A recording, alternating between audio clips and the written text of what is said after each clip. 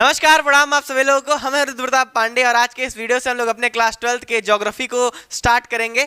सबसे पहला chapter human geography को इसी वीडियो में खत्म कर दिया जाएगा। ये आपके पहले चैप्टर ह्यूमन ज्योग्राफी का वन शॉट वीडियो होने वाला है।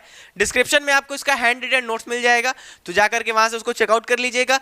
पेन और एक तो कापी संगे स्टार्ट कर लीजिए, क्योंकि जो दिख जाए उसको नोट कर लेना है। सबसे पहली चीज स्टार्ट करते हैं, ठीक है ना। नोट्स हमारे ब्रह्मास्त्र आपको बताया, स्टार्ट करते हैं। देखिए, क्लास 12th का जो हमारा किताब है इसका नाम क्या है? Human geography.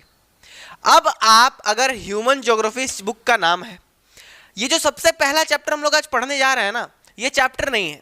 इस बात को समझिए, ये जो हम लोग आज चैप्टर पढ़ने जा रहे हैं एक तरीके का चैप्टर नहीं है। ये इस बुक को इंट्रोड्यूस कराने जा रहा है कि ये ह्यूमन ज्योग्राफी आप क्लास 12th में पढ़ेंगे और इस ह्यूमन ज्योग्राफी में आप पढ़ेंगे क्या क्या, ह्यूमन ज्योग्राफी होती क्या क्या है। जैसे हम बोले कि तुमको ज्योग्राफी पढ़ाना है, तुम सबसे पहले ही ना बताएंगे कि ज्योग्राफी होता क्या है। तो बस अगर आप इस किताब के चैप्टर्स देखें तो चैप्टर 2 से इसके मेन चैप्टर्स स्टार्ट होते हैं। जैसे कि इस किताब में हमको क्या क्या पढ़ना है, किताब का नाम ह्यूमन ज्योग्राफी। इस किताब में हमको क्या क्या पढ़ना है, इस किताब में पढ़ना है पॉपुलेशन के बारे में, इस किताब में पढ़ना है टर्सरी प्राइमरी सेकेंडरी एक्टिविटीज के बारे में, इस किताब में पढ़ना है आपके पॉपुलेशन कंपोजिशन के बारे में, इस किताब में पढ़ना है ह्यूमन के डेवलपमेंट के बारे में, इस किताब में पढ़ना है कम्युनिकेशन ट्रांसपोर्टेशन के बारे में। तो ये सब इसके कंटेंट हैं, इंटरनेशनल ट्रेड के बारे में। इस किताब में हम लोग ये सारी चीजें पढ़ेंगे, लेकिन जो सबसे पहला चैप्टर है ना, वो हमें ये बताएगा कि आप इस किताब में पढ़ने क्या वाले हैं।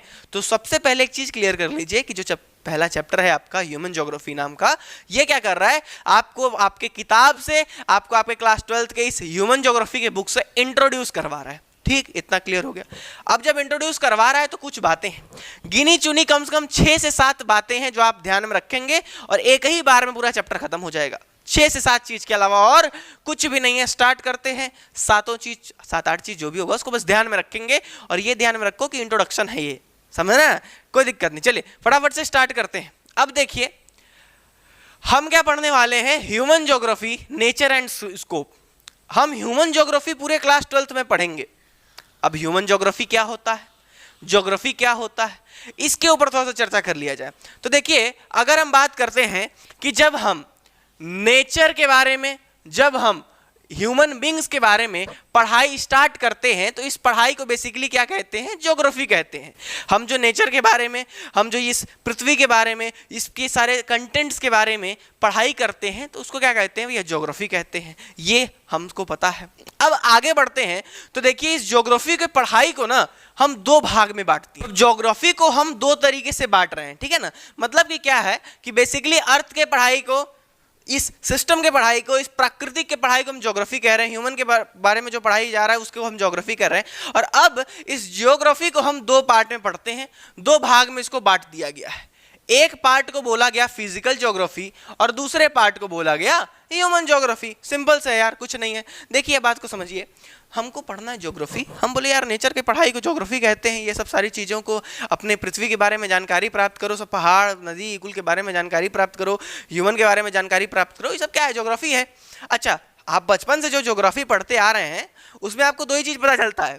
या तो आप अपना पॉपुलेशन के बारे में पढ़ने लगते हैं आपके ज्योग्राफी में कि कहाँ का कौन सा रेशियो कितना है, लिटरेसी रेट कितना है, कहाँ का सेक्स रेशियो कितना है, कहाँ का फिर आपका जो है डेथ रेशियो कितना है, कहाँ, मतलब अलग अलग चीज़ें आप पढ़ते आ रहे हैं। पॉपुलेशन के बारे में पढ़ते हैं, प्राइमरी टर्सरी ये सब एक्टिविटीज़ के बारे में पढ़ते हैं ज्योग्राफी में। दूसरी चीज़ क्या पढ़ते आ रहे हैं, अर्थ के बारे में, माउंटेन के बारे में, रिवर के बारे में, यही तो हम पढ़ते आते हैं ना। तो देखिए, नेचर के पढ़ाई को, ह्यूमंस की पढ़ाई को हम ज्योग्राफी कह रहे हैं। और आगे चल करके यहाँ पर थोड़ा सा 2 तरीके का चीज़ हमें देखने को मिलता है। तो इसी ज्योग्राफी को हम 2 भाग में बांट देते हैं। एक को नाम देते हैं फिजिकल ज्योग्राफी, एक को नाम देते हैं ह्यूमन ज्योग्राफी। अब फिजिकल ज्योग्राफी में हम क्या पढ़ते हैं, हमारे फिजिकल एनवायरनमेंट को, जैसे जमीन हो गया, मट्टी हो गया, हवा हो गया, वायु, पानी, ओशन, पहाड़, नदी, ये सब किस में है, ये सब फिजिकल चीज है ना। आप नाम से ही पकड़िए, फिजिकल ज्योग्राफी, फिजिकल एनवायरनमेंट के बारे में, कहाँ पर क्या नदी है, कहाँ पर कैसे बारिश होता है, बारिश के बारे में पढ़ रहे हैं, धूप के बारे में पढ़ रहे हैं, पृथ्वी के बारे में पढ़ रहे हैं। ये सारी चीजें क्या है, फिजिकल है ना। तो एक इसमें आ जाती हैं, आपकी फिजिकल ज्योग्राफी में आ जाती हैं, जिसमें हम जमीन के बारे में, मिट्टी के बारे में, पानी के बारे में, वातावरण के बारे में, पहाड़ों के बारे में, नदियों के बारे में और भी काफ़ी चीज़ों के बारे में पढ़ते हैं फिजिकल एक्सपेक्ट से, है ना भाई। अब ये सब क्या है, फिजिकल चीज है, तो इसको हम किस में डाल दिए थे, फिजिकल ज्योग्राफी में। और आप लोग अपने क्लास 11th में, किसमें, क्लास 11th में याद है हम लोग अर्थ के बारे में पढ़े, इंटीरियर ऑफ अर्थ के बारे में पढ़े, अर्थ के बारे में हर चीज देखा गया, नदियों के बारे में देखा गया, वाटर के बारे में देखा गया। तो ये सब क्या था, ये सब फिजिकल ज्योग्राफी था जो कि आप क्लास 11 में पढ़े थे। और क्लास 12th में आपको ह्यूमन ज्योग्राफी के बारे में पढ़ना है कि कैसे मनुष्य ये फिजिकल ज्योग्राफी से कैसे प्रभावित हो रहा है। इस चीज की पढ़ाई आप कहां पर कर रहे हैं, 12वें में कर रहे हैं। तो ठीक है, पहला चीज तो था कि फिजिकल ज्योग्राफी को ऐसे बांटा गया। दूसरा जो पढ़ाई जो अभी आप 12 में करने जा रहे हैं ह्यूमन ज्योग्राफी के बारे में है क्या, तो ह्यूमन ज्योग्राफी जो है ना वो बेसिकली किससे रिलेटेड करता है, आपके ह्यूमंस से रिलेट करता है, जैसे नाम में ही आ रहा है। अब देखिए इसको, आपको बात को समझना है, हम एकदम अलग अलग इसको बांट नहीं सकते कि फिजिकल ज्योग्राफी है, ये ह्यूमन ज्योग्राफी है। अब जैसे अगर हम बात करते हैं कि हमको ह्यूमन ज्योग्राफी पढ़ना है, अब बताइए क्या आप अपने आप को, मनुष्य को प्रकृति से अलग कर सकते हैं क्या? यहां पर जैसे ज्योग्राफी ने तो बांट दिया कि ये फिजिकल है, ये ह्यूमन ज्योग्राफी है, लेकिन रियलिटी देखिए, क्या आप अपनी जब पढ़ाई स्टार्ट करेंगे, मानव की पढ़ाई जब स्टार्ट करेंगे तो ज्योग्राफी बीच में नहीं आएगी? आएगी कि नहीं आएगी भाई? आप जब एकदम इंटर रिलेटेड है कि नहीं है, तो इस चीज को समझिए। तो हम ये बिल्कुल नहीं कहेंगे कि एकदम ह्यूमन ज्योग्राफी अलग है, फिजिकल ज्योग्राफी अलग है, जहां मनुष्य के बारे में पढ़ोगे वो ह्यूमन ज्योग्राफी। अरे भैया तुम मनुष्य के बारे में पढ़ना स्टार्ट करो ना, स्टार्टिंग हो जाएगा आपके, तुरंत आप ज्योग्राफी में घुस जाएंगे। क्यों? क्योंकि जैसे ही आप मनुष्य के बारे में पढ़ेंगे, आप ये पढ़ना स्टार्ट करेंगे मनुष्य का, भैया कैसे मनुष्य जो है होमोसेपियन बना, कैसे बंदर से मनुष्य बना, तो वहां पर आप चले गए तुरंत ज्योग्राफिकल कंडीशन में। तो फिजिकल ज्योग्राफी और ह्यूमन ज्योग्राफी एकदम रिलेटेड है गुरु, इसको बांटना नहीं, बांट दोगे तो गड़बड़ हो जाएगा सिस्टम। अच्छा, तो ह्यूमन ज्योग्राफी में फिर हम क्या बोले, जैसे कि आपसे कोई पूछा कि बताओ फिजिकल ज्योग्राफी क्या है, तो आप चट से बोल दिए कि अगर आप पहाड़ के बारे में पढ़ेंगे, अगर आप नदी के बारे में पढ़ेंगे ना, तो इसको फिजिकल ज्योग्राफी कहते हैं। ठीक है, तो दूसरा सवाल करेगा कि ठीक है बताओ ह्यूमन ज्योग्राफी क्या होता है, तो इसका ये चट से नहीं बोल देना कि खाली जहां पर ह्यूमन के बारे में पढ़ोगे ह्यूमन ज्योग्राफी, नहीं, आप कहिए, क्योंकि देखो यार हम मनुष्य हैं, हम प्रकृति के सामने कहाँ टिक पाएंगे, हम अपने आप को प्रकृति के सामने कैसे बांट सकते हैं क्या? नहीं, हम प्रकृति के ही भरोसे जिएंगे। तो इसलिए हम एक अच्छा सा डिफिनीशन देते हैं कि ह्यूमन ज्योग्राफी जो है वो मनुष्य का भी और फिजिकल ज्योग्राफी के बीच का जो संबंध है उस चीज को पढ़ते हैं हम लोग। तो जो संबंध पढ़ते हैं वही ह्यूमन ज्योग्राफी में आता है। इस चीज को समझिए, बांटिए मत एकदम ह्यूमन ज्योग्राफी को कि नहीं भैया खाली मनुष्य के बारे में पढ़ रहे हो तो ह्यूमन ज्योग्राफी है। नहीं, अरे नेचर है यार, उससे थोड़ा ना पंगा ले सकते हैं। फिजिकल की ज्योग्राफी अपना अलग छोड़िए, लेकिन ह्यूमन ज्योग्राफी क्या है, मनुष्य और फिजिकल, मतलब मनुष्य का पहाड़ से जो संबंध होगा उससे क्या प्रभाव पड़ता है, पहाड़ से क्या प्रभाव पड़ता है, पहाड़ से क्या प्रभाव पड़ सकता है मनुष्य को, कुछ ट्रांसपोर्टेशन में प्रॉब्लम आ सकता है, कुछ खेती में प्रॉब्लम आ सकता है, या फिर खेती में सपोर्ट आ सकता है। भाई अब पानी है, पानी मनुष्य को कैसे प्रभावित करेगी, अब पानी के बारे में पढ़ोगे तो फिजिकल ज्योग्राफी में कूद गए। अब वो पानी कैसे खेती के लिए इस्तेमाल हो रही है और उस खेती की वजह से मनुष्य कैसे जो है मनुष्य कैसे परिवर्तन हो रहा है या मनुष्य को क्या प्रभाव पड़ रहा है, तो ये कौन से ज्योग्राफी में पढ़ रहे हो, ह्यूमन ज्योग्राफी में। तो क्या अगर आपसे कोई पूछा जाए कि बताओ गुरु पानी के बारे में पढ़ाई की है तो कौन सा ज्योग्राफी, फिजिकल। अब पानी से जो गेहूं उग रहा है या जो धान उग रहा है उसको मनुष्य खाता है, तो यहाँ पर मनुष्य के बारे में है क्या, लेकिन फिर भी ह्यूमन ज्योग्राफी होते हुए भी यहाँ मनुष्य किसके दम पे जी रहा है, वो पानी के दम पे। तो इसीलिए हम ये नहीं कहेंगे डायरेक्टली कि नहीं मनुष्य का पढ़ाई मनुष्य का ह्यूमन ज्योग्राफी हो जाएगा, नहीं, मनुष्य के जो ह्यूमन ज्योग्राफी है वो क्या है, आपके इसके और फिजिकल जो है ज्योग्राफी का जो बीच का संबंध है उससे जो ये प्रभावित हो रहा है उसको कहते हैं। तो कोई समस्या, इस चीज को क्लियर कर लीजिएगा। तो प्रथम चीज हम आपसे बोले ना बस 6 से 7 चीज आपको पढ़ना है, तो पहली चीज आप पढ़ चुके हैं, पहली चीज आप ये पढ़ चुके हैं कि ज्योग्राफी मतलब नेचर के पढ़ाई को ज्योग्राफी कहते हैं, धरती के पढ़ाई को ज्योग्राफी कहते हैं। अच्छी बात है, ज्योग्राफी को हमने 2 भाग में बांट दिया। कैसे बांटा, एक बांटा फिजिकल जहां पर पेड़ पौधा फलाना ठिकाना के बारे में पढ़ रहे हैं, माउंटेन रिवर, फिजिकल ज्योग्राफी। एक बोला ह्यूमन ज्योग्राफी जहां पर मनुष्य वहां पेड़ से कैसे प्रभावित हो रहा है, पहाड़ से कैसे प्रभावित हो रहा है, फिजिकल ज्योग्राफी से कैसे प्रभावित हो रहा है, तो उस प्रभाव को पढ़ना है ह्यूमन ज्योग्राफी में।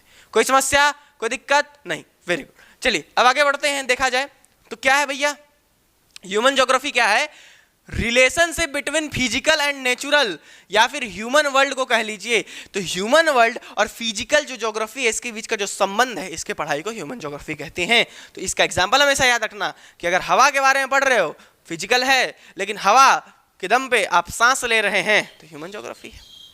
पॉल्यूशन कैसा स्थिति है, पॉल्यूशन का क्या मतलब, हवा है, हवा से भाई आप दूषित कर रहे हैं उसको, तो पॉल्यूशन के बारे में पढ़ रहे हैं तो ह्यूमन ज्योग्राफी में आ जाएगा। तो इस चीज को हमें ध्यान देना है, ठीक है, कोई समस्या नहीं। अब आगे बढ़ते हैं।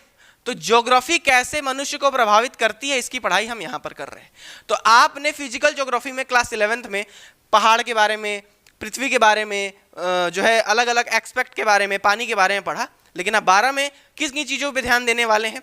बेसिकली ह्यूमन ज्योग्राफी में किन किन चीज़ों पे ध्यान देते हैं, पॉपुलेशन के बारे में, ट्रेड के बारे में, कम्युनिकेशन के बारे में, अलग अलग रेशियोज के बारे में, एग्रीकल्चर के बारे में, प्राइमरी सेकेंडरी टर्सरी एक्टिविटीज़ के बारे में, ट्रांसपोर्ट के बारे में, पॉपुलेशन के बारे में, ये सारी चीज़ों के बारे में डिस्कशन हो रहा है।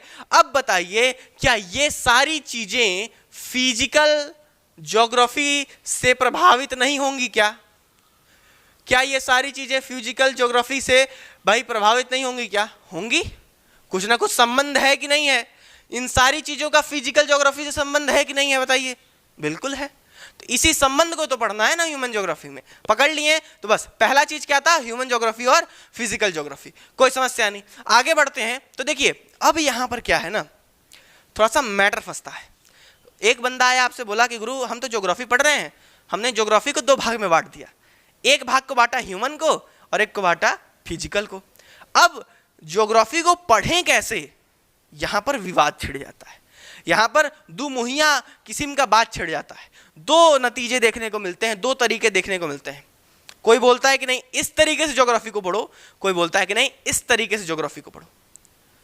समझ रहे हैं? मतलब कि क्या है, अभी ज्योग्राफी को हमने 2 तरीके से पढ़ा, अब आगे जाएंगे ना तो एक भाव यहां पर प्रकट करके आ रहा है कि भाई पहली चीज गुरु खत्म हो गई, human geography versus physical geography. समझ गए हैं? दूसरी चीज आ गई है क्या कि ज्योग्राफी को पढ़ने के लिए यहां पर थोड़ा सा प्रॉब्लम, यहां पर थोड़ा सा एक सीन बनने वाला है। वो सीन क्या है, कुछ लोग आकर के कहेंगे कि ज्योग्राफी को ऐसे पढ़ना चाहिए, कुछ लोग आकर के कहेंगे कि ज्योग्राफी को ऐसे पढ़ना चाहिए। अब वो सीन को क्या कहते हैं, डुअलिज्म कहते हैं। क्या कहते हैं? डुअलिज्म कहते हैं। मतलब क्या है, डुअल माने 2 ठो, तो 2 ठो नीति, 2 ठो एस्पेक्ट, 2 ठो फेस है। कोई कह रहा है कि ऐसे पढ़ो, कोई कह रहा है ऐसे पढ़ो, तो इसी चीज को डुअलिज्म कहते हैं। यानी कि अगर हम ज्योग्राफी पढ़ा रहे हैं और हम बोले कि ज्योग्राफी पढ़ने के 2 तरीके हैं, तो विवाद छिड़ गया। कोई बोलेगा कि नहीं 7 फेरा लेना है ऐसे घूम करके एंटी क्लॉकवाइज, कोई बोलेगा कि नहीं क्लॉकवाइज लो, विवाद छिड़ गया। तो किन्हीं पक्ष का मानना होगा कि 7 फेरा को एंटी क्लॉकवाइज लेना है, किन्हीं लोग का मानना होगा कि नहीं भैया 7 फेरा को क्लॉकवाइज लेना है। समझ सकते हैं ना? कोई बोला कि नहीं बाएं हाथ से लिखो, कोई बोले दाएं। तो यही चीज है कि 2 पक्षों का अपना अलग बात है, उसको समझते हैं। यहां पर देखिए ध्यान से क्या है, जब हम बात कर रहे हैं डुअलिज्म के, तो ज्योग्राफी को पढ़ने के लिए 2 सीन निकल करके आता है। 2 तरीके से बोला जाता है कि भाई साहब इस प्रकार से पढ़ें या फिर इस प्रकार से पढ़ें। तो सबसे पहला एस्पेक्ट देखते हैं। पहला एस्पेक्ट क्या है कि यहां पर हम 2 चीज में बांटते हैं। एक प्रकार की पढ़ाई होती है नोमोफैटिक और दूसरी प्रकार की पढ़ाई होती है आइडियोग्राफिक। ये नोमोफैटिक क्या है, आइडियोग्राफिक क्या है?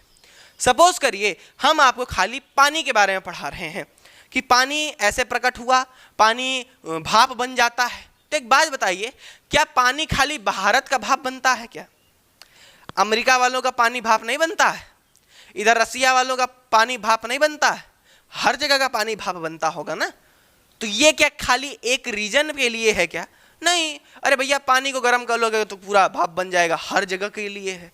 तो बस वही सीन है गुरु कि जो चीज थ्योरेटिकल हो, जो चीज ला वाला हो या फिर थ्योरी वाला सिस्टम हो कि अगर हम पानी को उबालें तो पानी उबल करके भाप बन जाएगा, ठीक, पानी के बारे में पढ़ रहे हैं। तो क्या ये किसी पर्टिकुलर एरिया के लिए है कि नहीं भाई भारत का ही खौलेगा, अमेरिका का नहीं खौलेगा, हर जगह का खौलेगा, पूरे यूनिवर्सल कंसेप्ट है। तो बस इस प्रकार के सिस्टम को क्या कहते हैं, नोमोफैटिक। नोमोफैटिक माने हर जगह के लिए अप्लायबल है। अगर हम पानी के बारे में बात कर दिए, अगर हम बोले कि भूकंप कैसे आता है, तो क्या भारत का भूकंप कुछ अलग तरीके से आएगा क्या, या फिर अमेरिका का भूकंप कुछ अलग तरीके से आएगा, या फिर आपके मोहल्ला का भूकंप कुछ अलग तरीके से आएगा? नहीं ना। अरे भूकंप मतलब भूकंप, प्लेट्स खिसकेंगी यहाँ की भी उधर की भी, तो भूकंप आ जाएगा। तो ये क्या है, हर जगह के लिए अप्लाइबल है, ठीक है। तो यहीं पर ज्योग्राफी को वाले पढ़ने वाला जो थे ना, दो सिस्टम, एक बंदा बोल रहा है कि नहीं आप पूरे वर्ल्ड को एज अ होल पढ़िए, पूरे वर्ल्ड के बारे में इकट्ठे पढ़िए, अगर भूकंप कैसे आता है तो आप इस प्रकार से पढ़िए कि भूकंप हर जगह कैसे आ रहा है। और दूसरा बंदा आकर के कह रहा है कि अगर भूकंप आ रहा है तो आप इस प्रकार से पढ़िए कि भारत का भूकंप कैसे आ रहा है।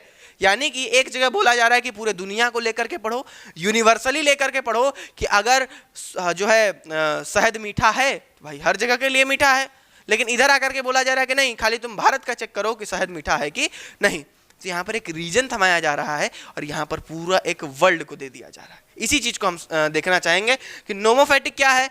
थ्योरेटिकल चीज है भाई कि भूकंप कैसे आता है, इसमें लॉ होगा कुछ, भाई भूकंप आने के कुछ लॉ बनाए गए हैं कि नहीं प्लेट घिसकेगा तो ऐसे भूकंप आएगा, खौलाओगे तो पानी भाप बन जाएगा, ये सब लॉ है। तो ये थ्योरी वाला सिस्टम है और ये सारी थ्योरियां यूनिवर्सल अप्रोच से पूरे विश्व के लिए कारगर साबित होती हैं।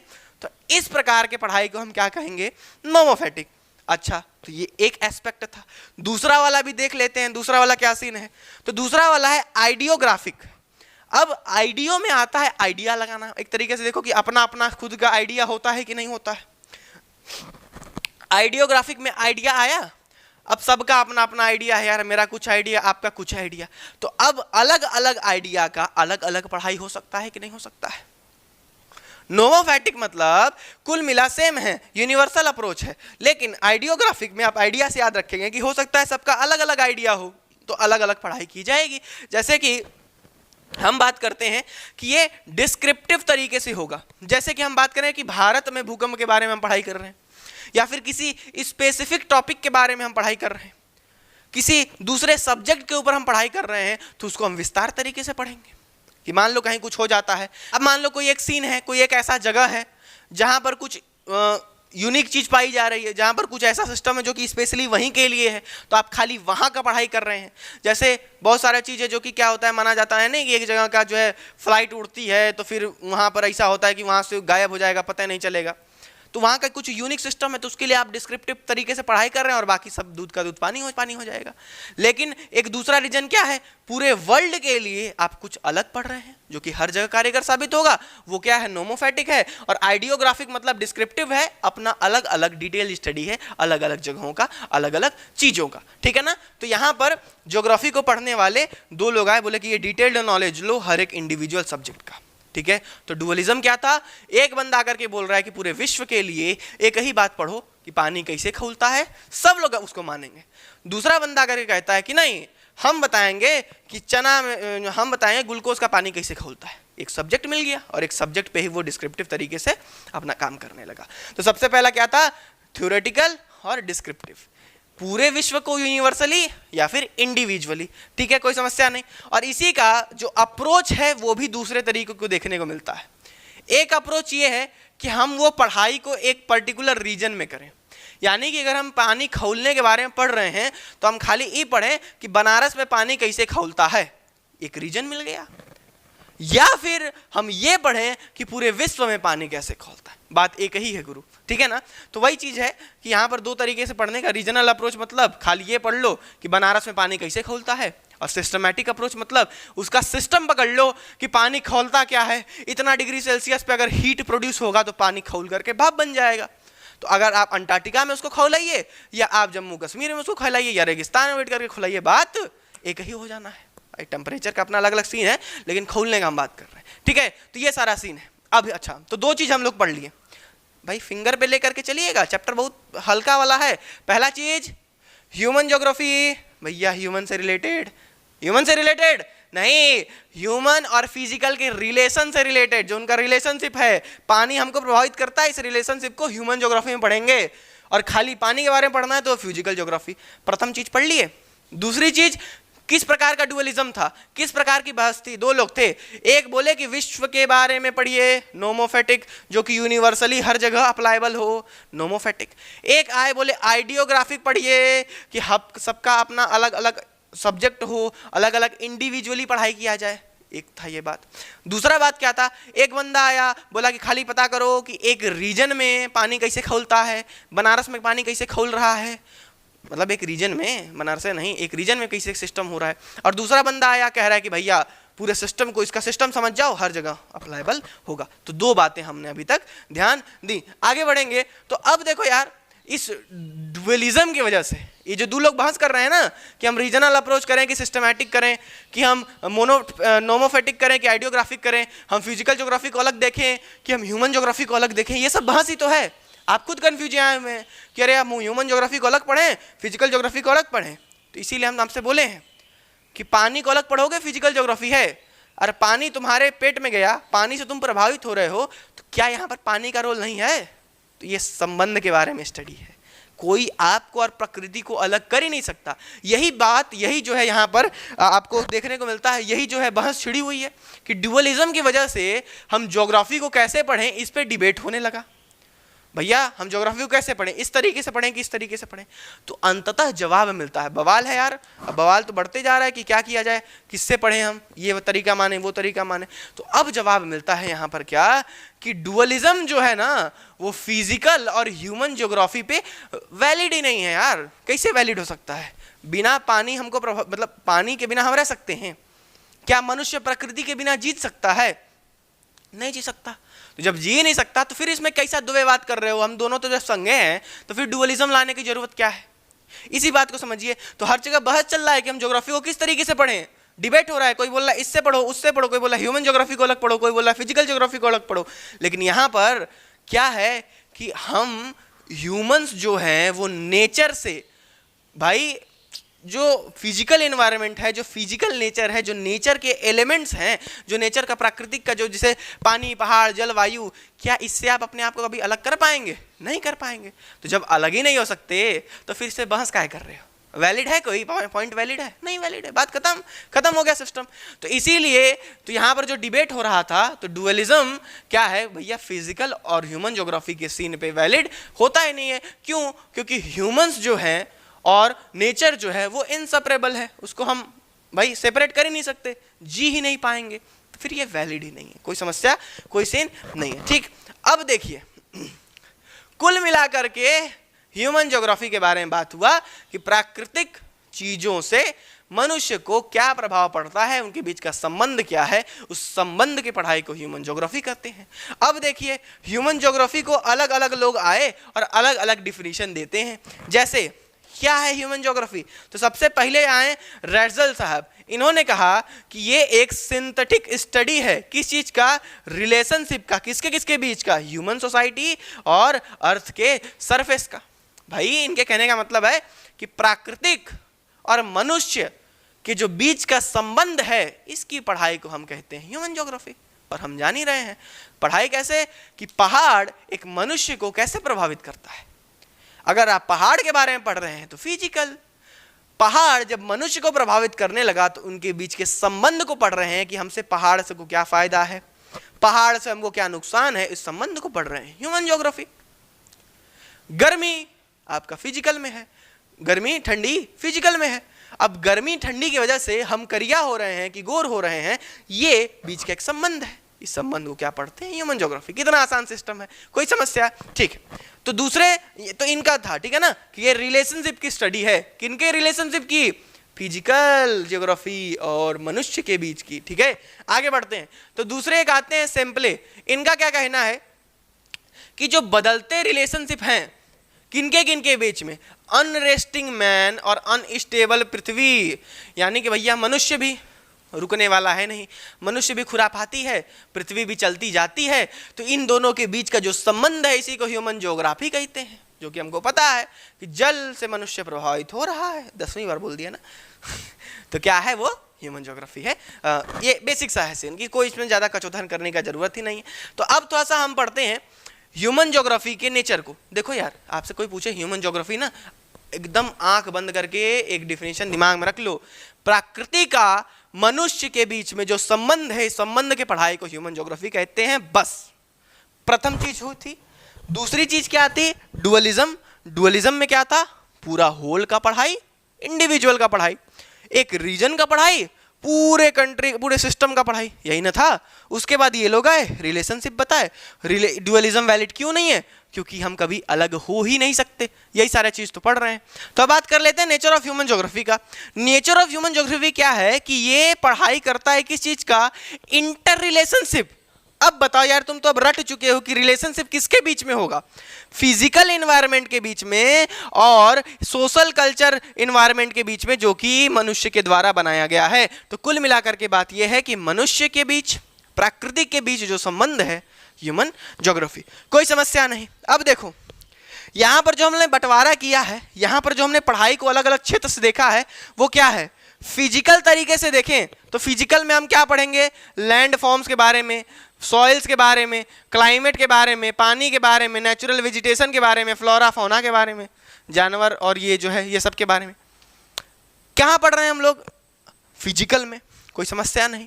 अगर हम ह्यूमन ज्योग्राफी का बात करें तो ह्यूमन ज्योग्राफी में हम घर के बारे में पढ़ेंगे। तो बताओ, प्रकृति की वजह से घर प्रभावित नहीं होता है क्या? पहाड़ के तिनकुन्ना पे आप घर बना सकते हैं, एकदम प्रकृति से प्रभावित होगा। तो इसी के संबंध को कहते हैं ह्यूमन ज्योग्राफी। ह्यूमन ज्योग्राफी में शहर के बारे में पढ़ रहे हो तो ज्योग्राफी से शहर रिलेटेड है कि नहीं है, प्रभावित होगा कि नहीं होगा प्रकृति से, एकदम होगा। रोड बिल्कुल प्रभावित होगा, रेल एकदम प्रभावित होगा, network, industries, villages, ports, farms, ये सब ह्यूमन के द्वारा रचनाएं हैं। लेकिन क्या ह्यूमन प्रकृति से अलग होकर के बनाया है क्या? नहीं, एक संबंध रख करके बनाया है। बस इसी चीज को गुरु हमको समझना है, ध्यान में रखना है। इस चैप्टर में कुछ नहीं है, ये चैप्टर खाली हमको ह्यूमन ज्योग्राफी के बारे में पढ़ाना चाह रहा है। एक होता है फिजिकल ज्योग्राफी, पहाड़ों के बारे में, एक होता है ह्यूमन ज्योग्राफी कि पहाड़ और मनुष्य के बीच का संबंध क्या है। उम्मीद है इतना बार बताने से आप पकड़ लिए होंगे।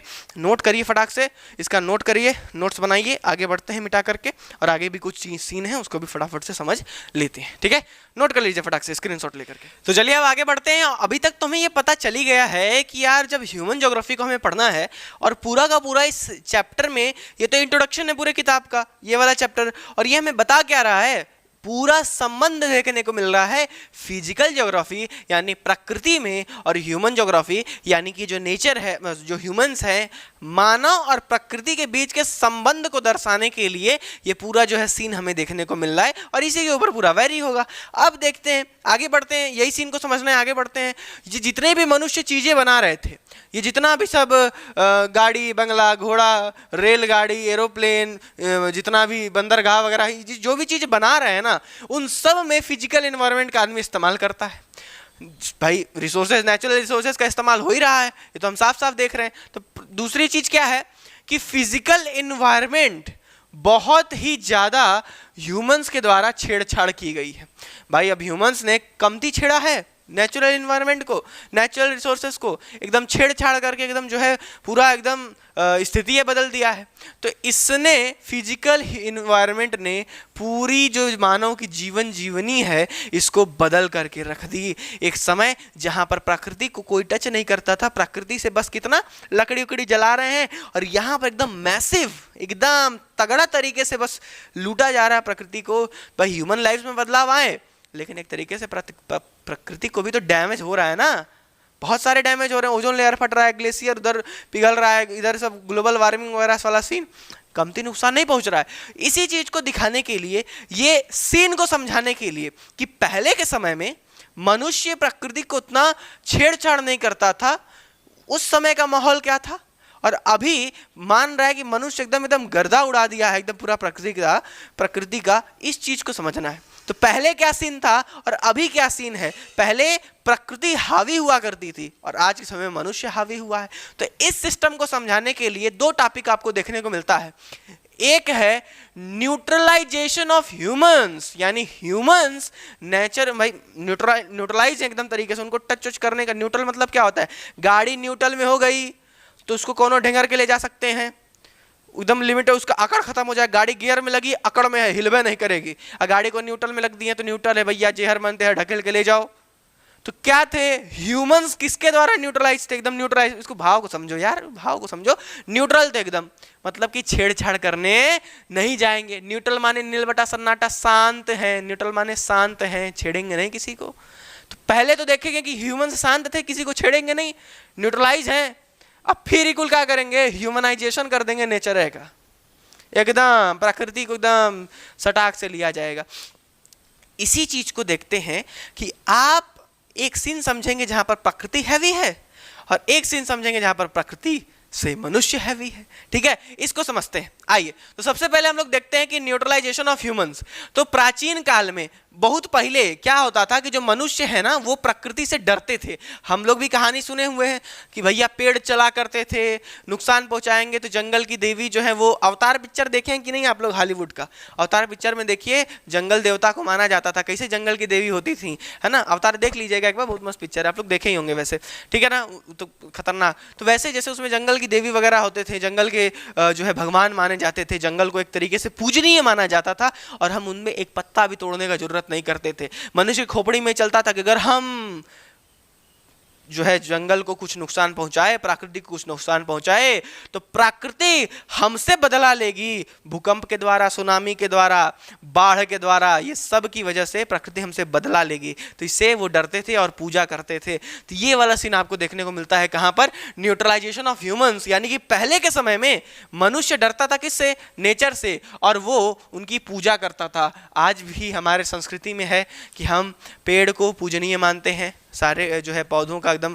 तुलसी माता से लेकर के हर एक चीज को हम पूजनीय मानते हैं। एकदम जो है क्या करते हैं, पूजा आस्था हमारी जुड़ी हुई है काफी नेचर से, जो है प्रकृति से हमारी बहुत सारी आस्थाएं जो है जुड़ी हुई हैं। तो उस समय ऐसा सिस्टम था। अच्छा, ये क्या था कि नेचर का, प्राकृतिक का पूरा पूरा कंट्रोल मनुष्य के जीवन पर था गुरु, ये जान जाओ। यानी कि क्यों था जीवन? क्योंकि उस समय टेक्नोलॉजी बहुत कम थी।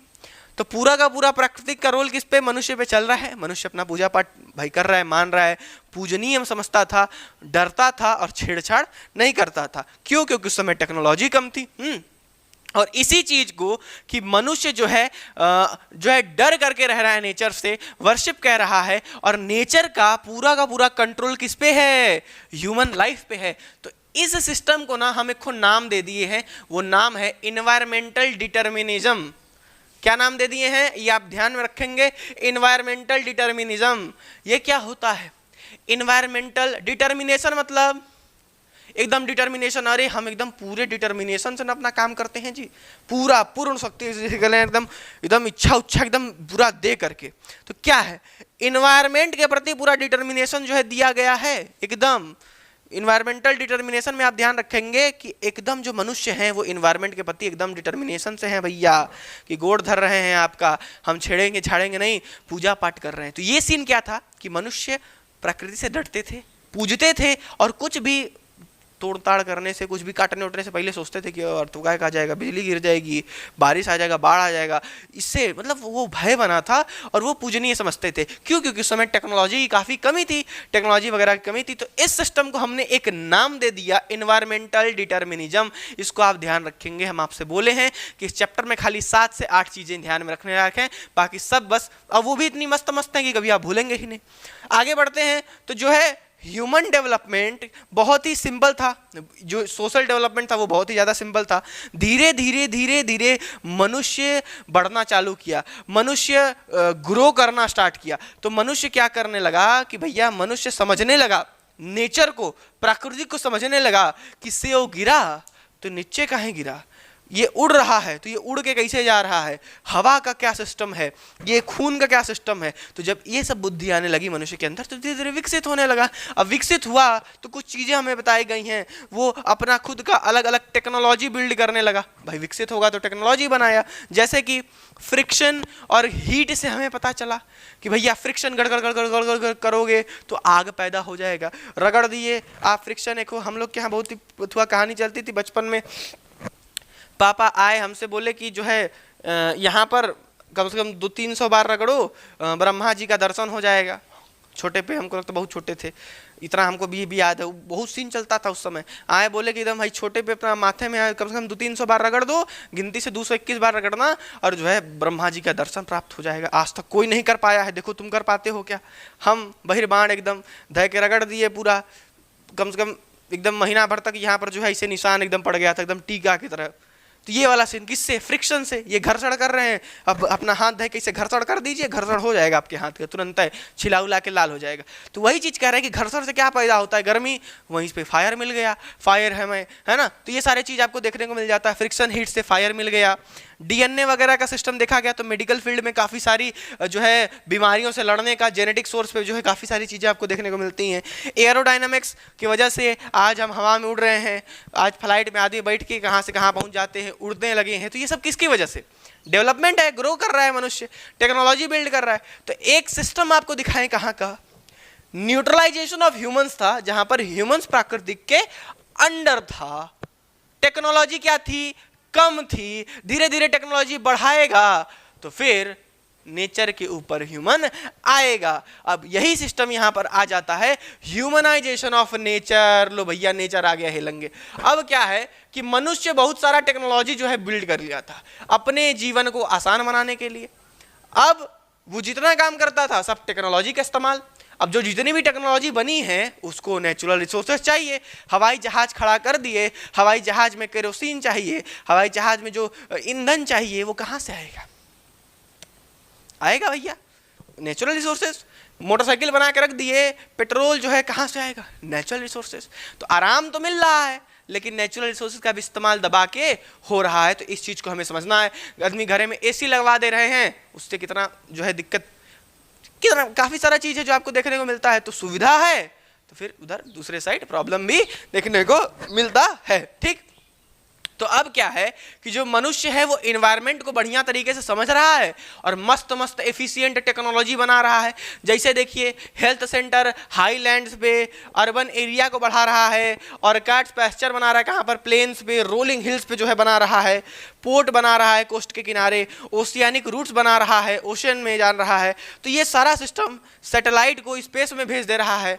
कितना प्रकृति भाई, कितना सारा सिस्टम देख रहे हो, मानव ग्रो करते जा रहा है, डेवलपमेंट होते जा रहा है।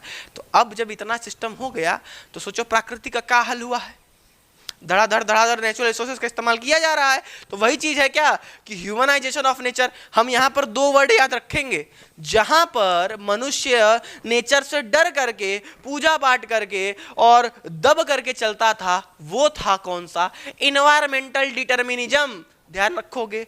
दूसरा फेज जहां पर मनुष्य डेवलप करा, टेक्नोलॉजी बनाया, और टेक्नोलॉजी क्या हुई, नेचुरल रिसोर्सेज को दबा के इस्तेमाल कर रही हैं, एकदम उधेड़ दे रही हैं, मतलब गर्दा मचा के एकदम नेचुरल रिसोर्सेज का इस्तेमाल किया जा रहा है। ये क्या है, नेचुरल रिसोर्सेज का इस्तेमाल करोगे तो काफी सारा पॉसिबिलिटी है कि नहीं कि तुम बहुत कुछ बना दोगे, पॉसिबिलिटी है ना। तो बस यही ध्यान रखना कि अगर आप नेचुरल रिसोर्सेज का ज़्यादा इस्तेमाल करेंगे तो बहुत ज़्यादा पॉसिबिलिटी होगा काफ़ी सारी चीज़ को बनाने का। तो इसीलिए इस चीज़ को हम क्या कहते हैं, पॉसिबिलिज्म कहते हैं। क्या कह देते हैं, पॉसिबिलिज्म कह देते हैं। तो दो चीज़ ध्यान रखना कि नेचर के नीचे मनुष्य, इन्वायरमेंटल डिटर्मिनेशन। दूसरा चीज मनुष्य के नीचे नेचर, तो क्या हो जाएगा, पॉसिबिलिज्म। इसको आप ध्यान रखेंगे। कैसे याद रखेंगे, तो एक बात याद रखना, बहुत सारा रिसोर्सेज मिल जाएगा तो बहुत सारा पॉसिबिलिटी होगा कि हम बहुत कुछ बनाएंगे, तो इसलिए पॉसिबिलिज्म ध्यान में आप रखेंगे। आगे बढ़ते हैं। तो अब मनुष्य को घंटा डर नहीं रहा नेचर से, वो दबा के इस्तेमाल कर रहा है नेचर का, आंख बंद करके डेवलपमेंट के लिए, और इससे वो इन्वायरमेंट को काफ़ी ज़्यादा नुकसान पहुंचा रहा है। Green house effect, ozone layer, global warming, glaciers का मेल्टिंग होना, ये सारी चीज़ें हम जानते हैं जिसकी वजह से काफ़ी सारा प्रभाव पड़ रहा है। अब तो मिट्टी का भी सिस्टम चलने लगा है, सॉइल के लिए सेव सॉइल मूवमेंट चलाया जा रहा है। अगर उसको देखो, बहुत ही वो भी सीरियस टॉपिक है, कभी देखेंगे तो उस पर भी डिस्कशन होगा, बहुत ज़्यादा सीरियस टॉपिक है वो भी। अब तो मिट्टी भी एक तरीके से बर्बाद कर दे रहे हैं लोग, और केमिकल फर्टिलाइजर डाल करके जितने कीड़े होते हैं, जितने उसमें बैक्टीरिया होते हैं, उसको मार दिया जा रहा है। तो भाई एकदम उधेड़ के ना इस्तेमाल किया जा रहा है, एकदम उधेड़ के। तो इसीलिए काफ़ी ज़्यादा जो है एनवायरनमेंट को नुकसान पहुंचता है। तो यहाँ पर एक आते हैं भाई साहब जिनका नाम है ग्रिफिन टेलर। क्या नाम है इनका, ग्रिफिन टेलर। ये सुझाव देते हैं कि भैया आपको एनवायरमेंटल डिटर्मिनेशन भी ना करने का जरूरत हो। देखो दो रास्ता है तुम्हारे पास, या तो एनवायरमेंटल डिटर्मिनेशन करो, या तो नेचर से डर डर करके रहो। दूसरा पॉसिबिलिज्म, या तो नेचर के एकदम आगे आगे क्या एकदम उधेड़ देंगे। तो ये दोनों नहीं करना है। ग्रिफिन टेलर ने हमको एक बीच का रास्ता दिया। वो बीच का रास्ता है क्या? नया रास्ता है, तो नया रास्ता को क्या बोलेंगे? Neo determinism. नया रास्ता दिया, ट्रिक है, याद करो बेसिक। नियो डिटर्मिनिज्म, नया रास्ता। इसका क्या मतलब है? देखो ध्यान से, पहले क्या एनवायरमेंटल डिटर्मिनेशन भी मत करो, कोई जरूरत नहीं, तो भैया कम से कम पॉसिबिलिज्म भी को तो मत करो। भैया तुम नेचर से डरना नहीं चाहते और नेचर को उधार करके तुम जो है इस्तेमाल कर रहे हो, तो ये दोनों चीज मत करो। बीच का रास्ता तुमको दे रहे हैं, वो रास्ता का नाम है नियो डिटर्मिनिज्म, जिसको हम स्टॉप एंड गो भी कहते हैं। जैसे कि बीच का रास्ता, सपोज करिए आपको पता लगा कि मिट्टी का इस्तेमाल हम इस साल ज्यादा कर दिए हैं, एक साल खेती रोक दीजिए, मट्टी को छोड़ दीजिए। पहले सिस्टम चलता था, अरे यार पहले जानते हैं, पहले क्या होता था कि ये लो एक खेत है ना, तो इस खेत में आप 4 टपरी है, तो एक टपरी में इस बार खेती कर लिए, इसको छोड़ देंगे, अगले बार इसमें खेती करेंगे, ये खाली हो गया, इसमें फिर एक साल इसको छोड़ दिए, फिर इस टपरी में खेती कर लिए, इसको छोड़ दिए, फिर इस टपरी में खेती कर लिया, फिर इसको छोड़ दिए। ऐसे क्या हो रहा है? क्योंकि मिट्टी को समय लगता है वापस से वो रिकवर होने का। तो वही कहते हैं आपके ग्रिफिन टेलर साहब कि नेचर को रिकवर होने का मौका दीजिए, रुकिए। कब तक रुकिए? जब तक नेचर रिकवर नहीं हो जाता, और फिर नेचर रिकवर हो जाए फिर आप इस्तेमाल करिए। समझ रहे हैं ना? तो ये सीन है कि ज्यादा उधार के भी मत डरो और ज्यादा उधार के इस्तेमाल भी मत करो। बीच का रास्ता, नया रास्ता, नियो डिटर्मिनिज्म, इसका मतलब स्टॉप हो खो, उसको रिकवर होने दो, फिर को जाओ। कोई समस्या? इसको नोट कर लीजिए। अभी तक हम आपको बोले कि देखो इस चैप्टर में कुछ है ही नहीं, बस बातें हैं। पहली बात, ह्यूमन ज्योग्राफी फिजिकल ज्योग्राफी में क्या अंतर है? चट से बोलिए, अरे बोल दो, इतना थोड़े न पढ़ बोल दो, फटाक से पढ़ो, कोई दिक्कत नहीं, चिल्ला करके बोलो, हमारे साथ बोलो फटाक से। ह्यूमन ज्योग्राफी और फिजिकल ज्योग्राफी में क्या अंतर है? ह्यूमन ज्योग्राफी, फिजिकल ज्योग्राफी पहाड़ के बारे में, नेचर के बारे में डायरेक्ट स्टडी। ह्यूमन ज्योग्राफी पहाड़, नेचर और ह्यूमन के बीच में संबंध क्या है, उस संबंध की पढ़ाई को क्या कहते हैं? Human geography. एक बात। दूसरा बात, डुअलिज्म क्या होता है? डुअलिज्म, पूरे क्षेत्र को यूनिवर्सल पढ़ो या फिर रीजनल पढ़ो, या तो एक रीजन के हिसाब से पढ़ो या तो फिर कहीं कहीं सिस्टमैटिक पूरे होल के लिए पढ़ो। ये था डुअलिज्म।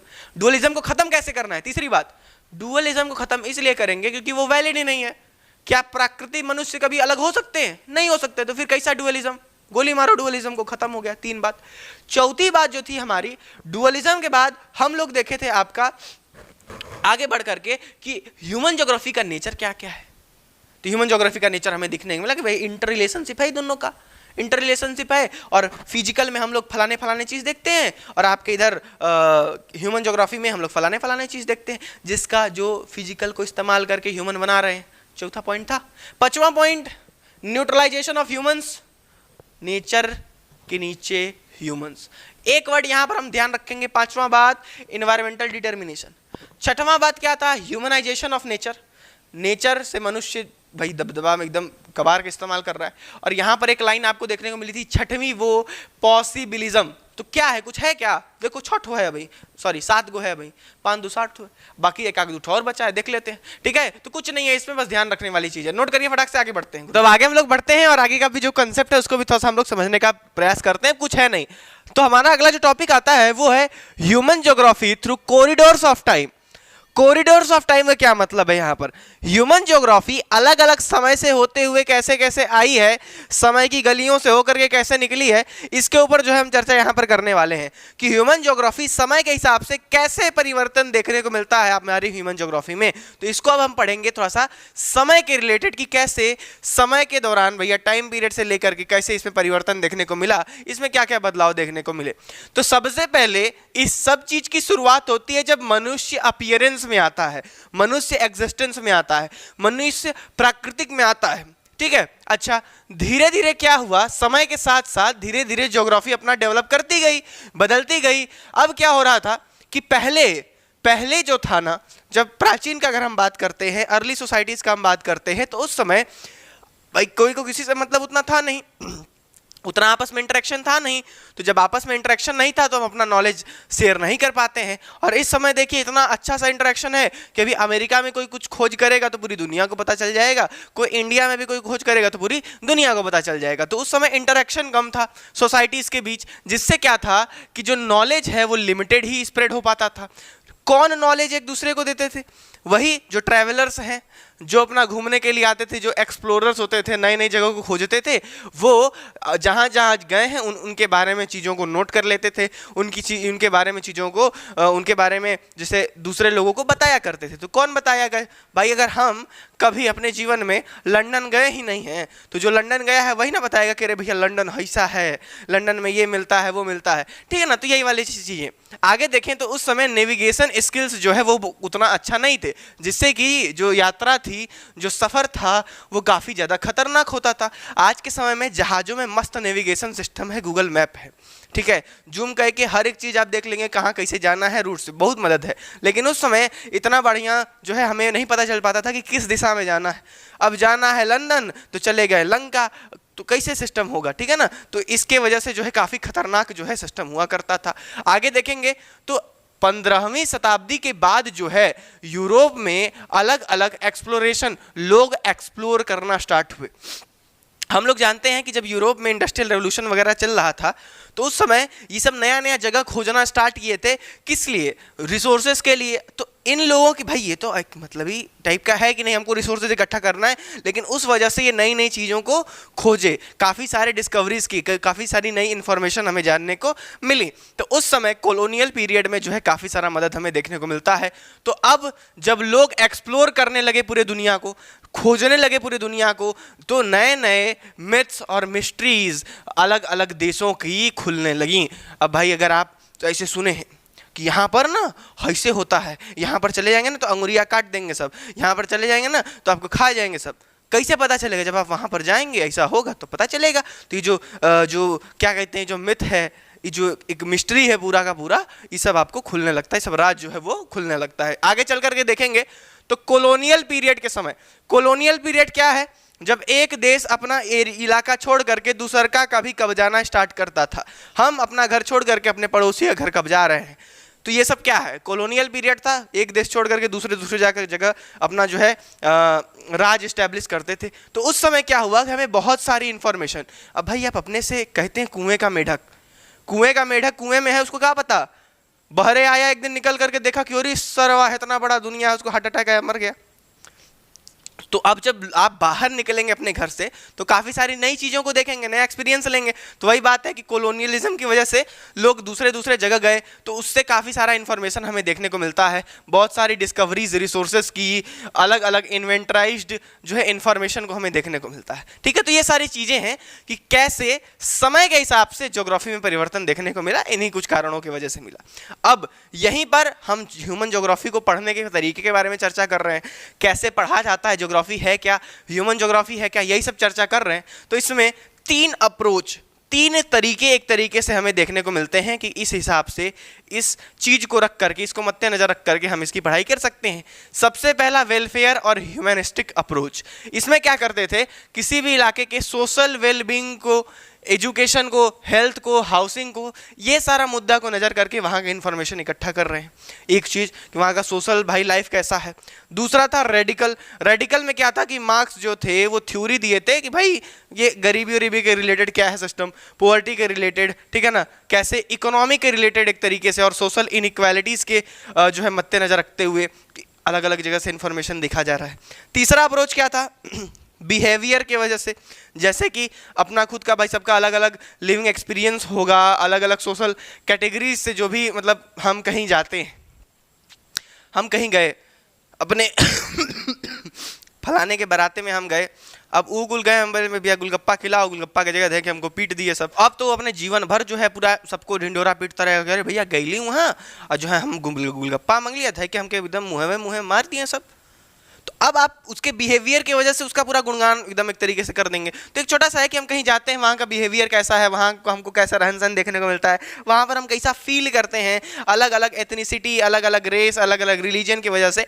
तो ये इस तरीके से हमें कैसा एक तरीके से फीलिंग आता है। तो इसके ऊपर भी जो है ये कुछ अप्रोचेस हैं किसी भी एक जो है सिस्टम के स्टडी करने के लिए। अब यहाँ पर तो ये बेसिक बात है, इसमें कुछ नहीं, बस छोटा छोटा मुद्दा है। अब एक चीज़ आती है कि ज्योग्राफी जो है काफ़ी ज़्यादा डेवलप हुई। अब ज्योग्राफी को डेवलप होने में बहुत सारे अलग अलग अप्रोचेस हैं और बहुत अलग अलग पीरियड है। यानी कि जो ज्योग्राफी हमारी डेवलप हुई है ना, वो अलग अलग समय में अलग अलग तरीकों से उसकी पढ़ाई करते गए, उसकी खोज करते गए, तो ऐसे धीरे धीरे धीरे धीरे करके ज्योग्राफी डेवलप होती गई है। यानी कि समय का भी और तरीके का भी यहाँ मेलजोल हमें देखने को मिलेगा। तो अब कुछ 5-6 पीरियड हमें दिए हुए हैं कि 5-6 समय में क्या क्या तरीका अपनाया गया, जिससे क्या क्या हमें मिला, उसके ऊपर बस थोड़ा सा हमें चर्चा करना है। तो सबसे पहला बात हमें बताया गया है कि कॉलोनियल पीरियड के शुरुआती दौर में, कॉलोनियल पीरियड के पहले के दौर में लोग एक्सप्लोर करते थे और एक्सप्लोर करके जो चीज़ उनको देखने को मिलता था उनको अपना नोट कर लिया करते थे, डिस्क्रिप्टिव वे में अपना लिख लिया करते थे, नोट कर लिया करते थे। पहला चीज़ तो ये कि खोज रहे हैं और खोज करके जो चीज़ मिल रहा है उसके बारे में हम नोट करना स्टार्ट कर दे रहे हैं। दूसरा चीज़ देखिए, उस समय ऐसे सिस्टम था तो ऐसे हम लोग को नॉलेज मिलने लगा। कॉलोनियल पीरियड के बाद का जो समय था तो अलग अलग रीजन्स का एनालिसिस होने लगा। एक रीजन में पकौड़ी का पेड़ मिलता है तो अब उस पकौड़ी के पेड़ को हम एकदम अच्छे तरीके से स्टडी करेंगे कि अरे फलाने जगह पकौड़ी का पेड़ मिलता है, फलाने की जगह पैसा का पेड़ है। ये सिस्टम की एक रीजनल एनालिसिस हम लोग जो है करने लगते हैं। कहाँ पर? अर्ली लेट कॉलोनियल पीरियड में। आगे चलेंगे तो 1930 के बीच में जब युद्ध का समय था तो वहाँ पर हम एरियल डिफरेंशिएशन को देख रहे हैं। बात को समझना गुरु, ये रीजनल एनालिसिस था। कहाँ पकौड़ी का पेड़ मिला और कहाँ पेड़ का पकौड़ी मिला, ये सब हम रीजनल एक्सपीरियंस में देख रहे हैं, रीजनल जो है क्या कहते हैं उसको, एनालिसिस में देख रहे हैं। लेकिन वार के समय में जब एरियल डिफरेंशिएशन होने लगा तब हम कंपेयर करने लगे कि अरे यार हई जगह ना पकौड़ी के पेड़ के लिए यूनिक है, हई जगह ना पैसे के पेड़ के लिए यूनिक है, हई जगह ना समुंदर में डूबी नहीं पाओगे, हई जगह ना नमक बहुत ज़्यादा मिलता है।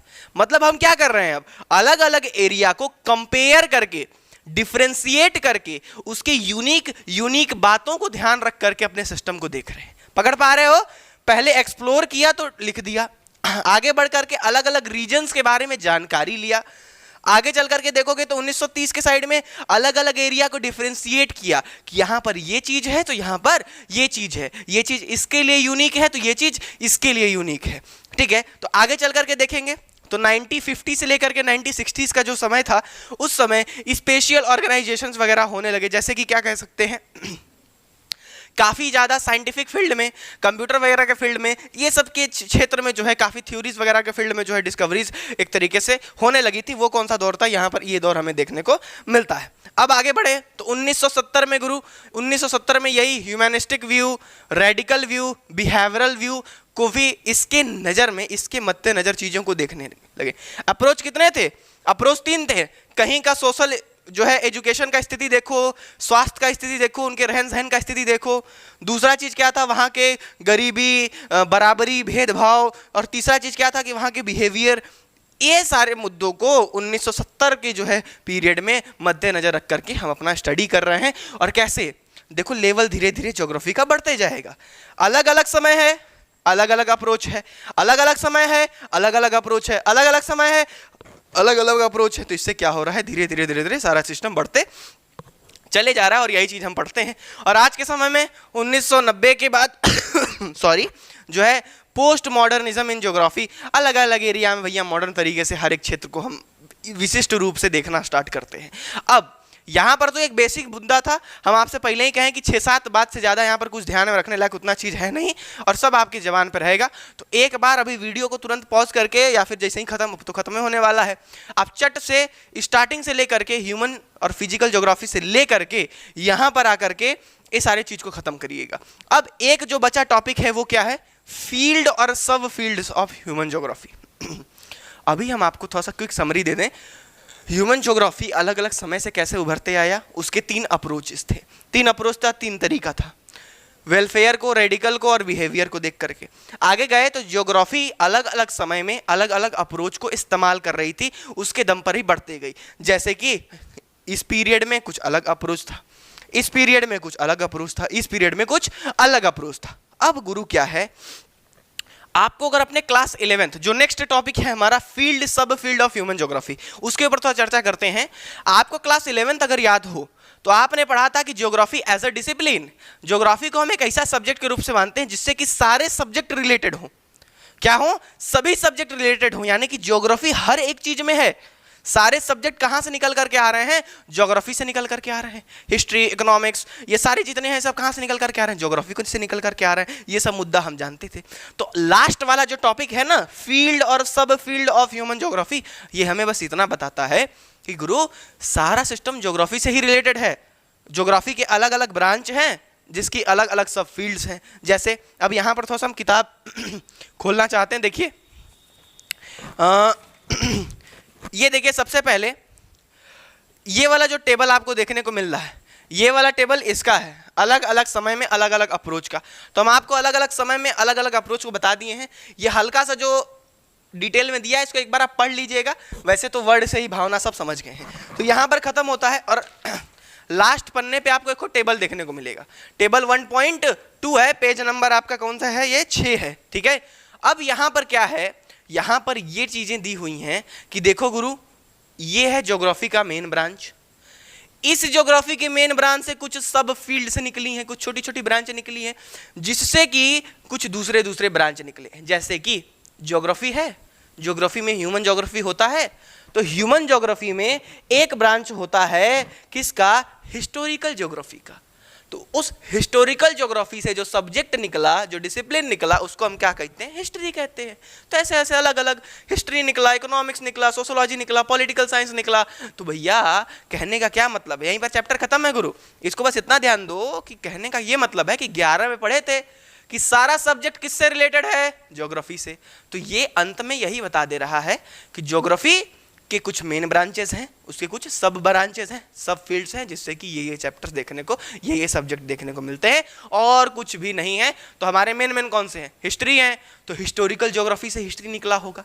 इकोनॉमिक्स है तो इकोनॉमिकल ज्योग्राफी से ये निकला होगा। पॉलिटिकल साइंस है, तो ऐसे करके अलग अलग चीजें एक बार बस उसको आप देख लीजिएगा, कुछ बात नहीं है। ठीक है ना? तो बस ये वाला बात आपको, जो लास्ट टॉपिक है ना, ये फील्ड सब फील्ड्स, वो आपको बस ये दर्शाना चाह रहा है कि ज्योग्राफी भैया मेन है, इसी से सब रिलेटेड है कहीं ना कहीं से। कोई समस्या? अंततः सारे टॉपिक को आप लोग ध्यान में दे दिए। तो 6-7 टॉपिक थे गुरु, इसको एक बार मेमोराइज कर लीजिएगा, खत्म कहानी। और जा करके डिस्क्रिप्शन में नोट्स है, उसको देखिए, अपने मन से जो है पढ़ लीजिएगा। और एक काम जरूर करना, हमारा बात मानते हो, अभी तक आए हो तो मानते हो, एक बात जरूर करना कि वीडियो को बंद करने के बाद आंख बंद करके ऐसे बैठना गुरु, और थोड़ा सा ना एकदम मने मन मुस्कुरा के एकदम जो है स्टार्टिंग से कि फिजिकल ज्योग्राफी पढ़े, ह्यूमन ज्योग्राफी पढ़े, इसके बाद ये पढ़े, इसमें ये होता है, इसे करके 6-7 पॉइंट अबे बोल दो, प्लीज बोल दो। वीडियो को पॉज करके, अब तो खत्म ही कर रहे हैं, बोल दो, तुरंत बोल दो। ठीक है, तो बोल देना। डिस्क्रिप्शन में नोट्स को देख लेना, वन शॉट वीडियो का जो है सीरीज है उसको देख लेना, तो सारा प्लेलिस्ट वगैरह आप चेक कर लेंगे। तो मुलाकात होगा आपसे अगले वीडियोस में।